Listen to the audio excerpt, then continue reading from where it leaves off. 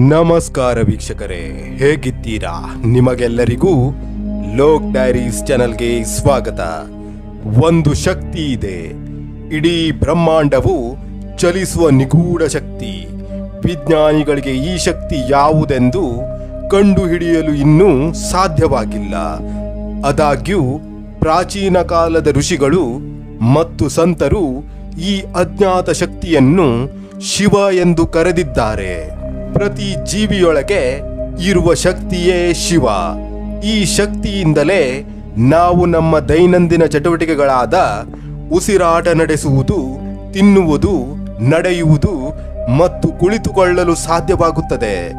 ಈ ಶಕ್ತಿಯು ಜೀವಿಗಳನ್ನು ನಡೆಸುವುದಲ್ಲದೆ ನಿರ್ಜೀವ ವಸ್ತುಗಳಲ್ಲೂ ಕೆಲಸ ಮಾಡುತ್ತದೆ ಎಂದು ಆಧ್ಯಾತ್ಮ ಬಲ್ಲವರು ಅಭಿಪ್ರಾಯಪಡುತ್ತಾರೆ. ಫಾಲ್ಗುಣ ಮಾಸದ ಕೃಷ್ಣ ಚತುರ್ದಶಿಯ ದಿನದಂದು ಮಹಾಶಿವರಾತ್ರಿಯ ಹಬ್ಬವನ್ನು ಆಚರಿಸಲಾಗುತ್ತದೆ. ಸೃಷ್ಟಿಯ ಪ್ರಾರಂಭದಲ್ಲಿ ಭಗವಾನ್ ಶಿವನು ನಿರಾಕಾರದಿಂದ ಭೌತಿಕ ರೂಪಕ್ಕೆ ಈ ದಿನ ಮಧ್ಯರಾತ್ರಿಯಲ್ಲಿ ಅವತರಿಸಿದನೆಂದು ನಂಬಲಾಗಿದೆ. ಹಾಗಾದರೆ ನಾವು ಮಹಾಶಿವರಾತ್ರಿಯನ್ನು ಏಕೆ ಆಚರಿಸುತ್ತೇವೆ? ಮಹಾಶಿವರಾತ್ರಿ ಹಬ್ಬವು ನಮ್ಮ ಪ್ರಜ್ಞೆಯನ್ನು ಹೆಚ್ಚಿಸುವ ಹಾಗೂ ಧ್ಯಾನದ ಮೂಲಕ ನಮ್ಮ ಪ್ರಾಣಶಕ್ತಿಯನ್ನು ಹೆಚ್ಚಿಸುವ ಮತ್ತು ಅದರ ಮೂಲದ ಕಡೆಗೆ ಕೊಂಡೊಯ್ಯುವ ಸಮಯವಾಗಿದೆ. ಮಹಾಶಿವರಾತ್ರಿಯ ಬಗ್ಗೆ ಅನೇಕ ಕಥೆಗಳಿವೆ. ಅವುಗಳಲ್ಲಿ ಆಯ್ದುಕೊಂಡ ಕಥೆಯನ್ನು ನಿಮಗೆ ತಿಳಿಸುತ್ತೇನೆ. ಮಹಾಶಿವರಾತ್ರಿಯ ದಿನದಂದು ಶಿವನು ಪಾರ್ವತಿ ದೇವಿಯನ್ನು ವಿವಾಹವಾದನೆಂದು ಹೇಳಲಾಗುತ್ತದೆ. ದೇವತೆಗಳು ಮತ್ತು ರಾಕ್ಷಸರು ಅಮೃತವನ್ನು ಹುಡುಕುತ್ತಾ ಸಾಗರವನ್ನು ಮತಿಸುತ್ತಿದ್ದಾಗ ಮಂಥನದಿಂದ ವಿಷವು ಹೊರಬಂದಿತು.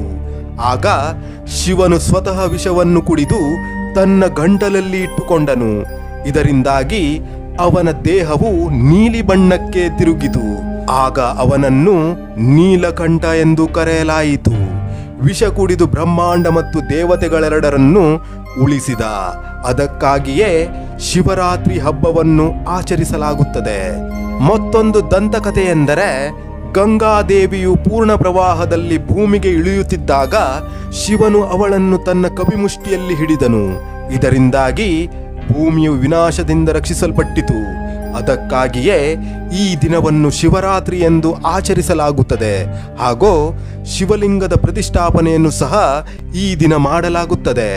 ಶಿವರಾತ್ರಿಯ ದಿನ ದೇವರು ಸದಾಶಿವನಿಂದ ಲಿಂಗದ ರೂಪವನ್ನು ಪಡೆದನು ಎಂಬ ನಂಬಿಕೆಯೂ ಇದೆ. ಆದ್ದರಿಂದ ಭಕ್ತರು ಇಡೀ ರಾತ್ರಿ ಜಾಗರಣೆ ಮಾಡಿ ಶಿವನನ್ನು ಪೂಜಿಸುತ್ತಾರೆ. ಶಿವರಾತ್ರಿ ಸಂದರ್ಭದಲ್ಲಿ ಮಂತ್ರವನ್ನು ಪಠಿಸುವುದು ಅತ್ಯಂತ ಪ್ರಯೋಜನಕಾರಿಯಾಗಿದೆ. ಈ ಮಂತ್ರವು ನಿಮ್ಮ ಶಕ್ತಿಯನ್ನು ತಕ್ಷಣವೇ ಹೆಚ್ಚಿಸುತ್ತದೆ. ಮಂತ್ರದಲ್ಲಿ ಓಂ ಶಬ್ದವು ಬ್ರಹ್ಮಾಂಡದ ಧ್ವನಿಯಾಗಿದೆ, ಅಂದರೆ ಪ್ರೀತಿ ಮತ್ತು ಶಾಂತಿ. ನಮಃ ಶಿವಾಯನಲ್ಲಿ ಈ 5 ಅಕ್ಷರಗಳು ನ, ಮ, ಶಿ, ವ, ವೈ 5 ಅಂಶಗಳನ್ನು ಸೂಚಿಸುತ್ತವೆ. ಆ 5 ಅಂಶಗಳು ಭೂಮಿ, ನೀರು, ಬೆಂಕಿ, ಗಾಳಿ ಮತ್ತು ಆಕಾಶ. ಓಂ ನಮಃ ಶಿವಾಯ ಪಠಣವು ವಿಶ್ವದಲ್ಲಿರುವ ಈ 5 ಅಂಶಗಳ ನಡುವೆ ಸಾಮರಸ್ಯವನ್ನು ಉಂಟು ಮಾಡುತ್ತದೆ. ಈ 5 ಅಂಶಗಳ ನಡುವೆ ಪ್ರೀತಿ ಮತ್ತು ಶಾಂತಿಯ ಸಾಮರಸ್ಯವು ಇದ್ದಾಗ ಆನಂದವು ಅರಳುತ್ತದೆ. ಮಹಾಶಿವರಾತ್ರಿ ಪೂಜೆಯಲ್ಲಿ ಭಾಗವಹಿಸುವುದರಿಂದ ಆಗುವ ಪ್ರಯೋಜನಗಳೇನು?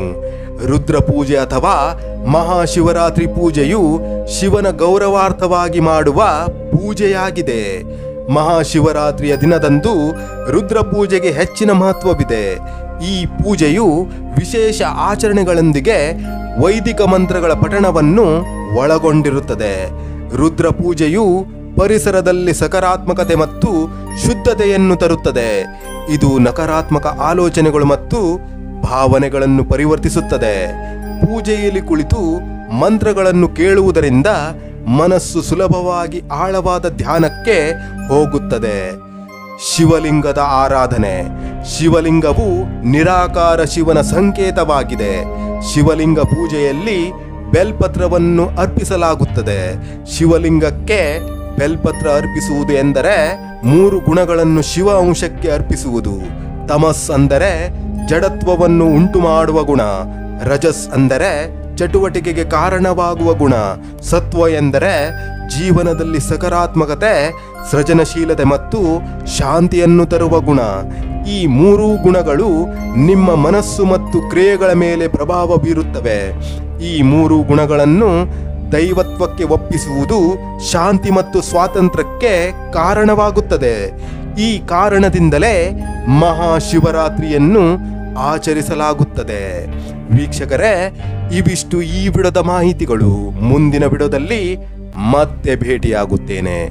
ಅಲ್ಲಿಯವರೆಗೆ ಜೈ ಕರ್ನಾಟಕ, ಜೈ ಭಾರತ. ಧನ್ಯವಾದಗಳು.